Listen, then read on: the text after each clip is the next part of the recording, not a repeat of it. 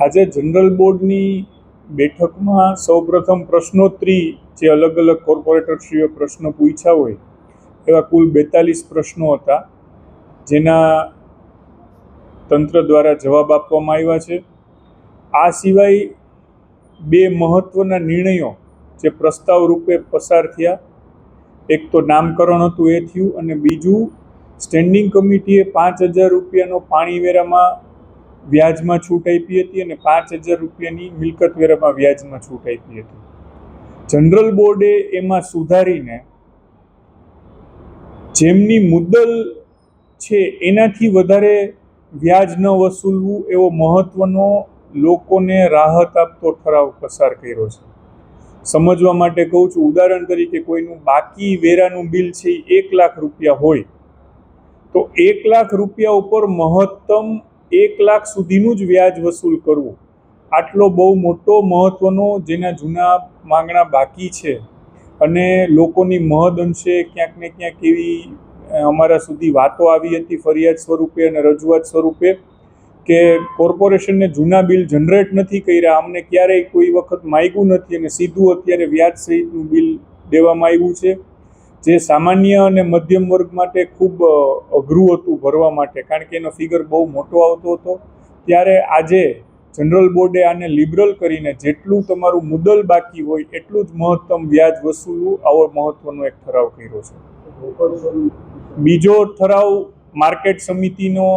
જે અમને મિનિટ્સ મોકલવામાં આવી હતી,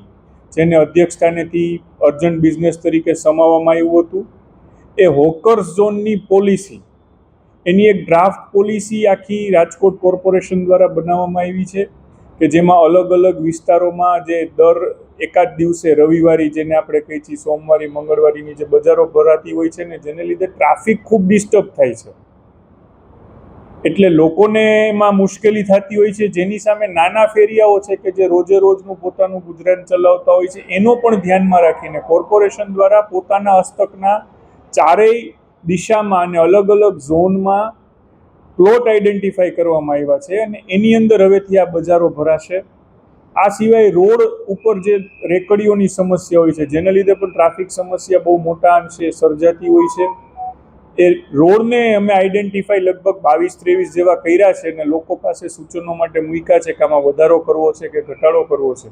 એ રોડ આઈડેન્ટિફાઈ કર્યા છે કે જ્યાં હવેથી કડક ઝુંબેશ ચલાવવામાં આવશે ને એક પણ જાતની રેકડીઓને ઊભી રહેવા દેવામાં આવશે નહીં, અને એની સામે એમને હોકર ઝોનની નવી જગ્યાઓ પણ કોર્પોરેશન ફાળવશે. આ સિવાય જે ચકરડી નાના બાળકોને પેરેન્ટ્સ રિફ્રેશમેન્ટ માટે લઈ જતા હોય છે, એ પણ રાત્રે ગમે ત્યાં ઊભી રહેતી હોય છે. ખાસ કરીને રેસકોર્સ વિસ્તારમાં ચકરડીવાળાને પણ ગુજરાન ચલાવવાની મુશ્કેલી થતી હોય છે અને વીઆઈપી પ્લોટ છે એટલે એને હાલતા ખાલી કરાવવાનો હોય છે, અને પછી આડેધડ રાજકોટમાં ક્યાંક એ થાય છે.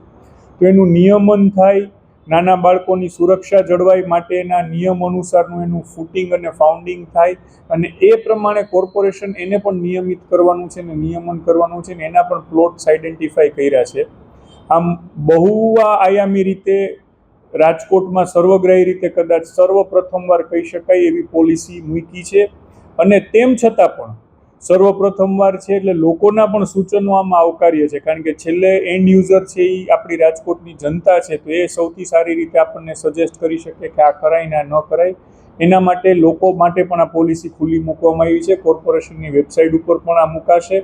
અને આપ સૌ મીડિયા કર્મીઓને પણ વિનંતી છે કે આ પોલિસીનો લોકોમાં બહોળો પ્રચાર થાય અને કંઈ સુધારા વધારાના અંતે તંત્રને પણ કંઈ સૂઝે તો આવતા જનરલ બોર્ડમાં અને ફાઇનલ મંજૂરી દેવામાં આવશે. ખાસ કરીને તમે અધિકારીઓને આ સૂચના આપી છે અને જવાબો અધૂરા આપે છે અથવા નથી આપતા, એટલે જનરલ બોર્ડ એ બહુ મહત્વની વસ્તુ છે. જીપીએમસી એક્ટમાં સર્વોચ્ચ પાવર કોઈ પણ મ્યુનિસિપલ કોર્પોરેશનમાં ગુજરાતમાં જનરલ બોર્ડ પાસે છે,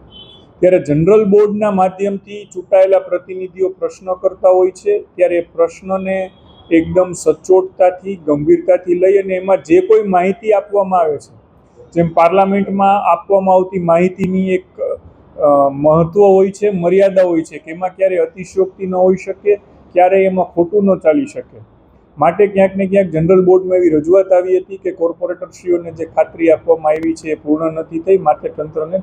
ટકોર કરેલી છે. ઓકે.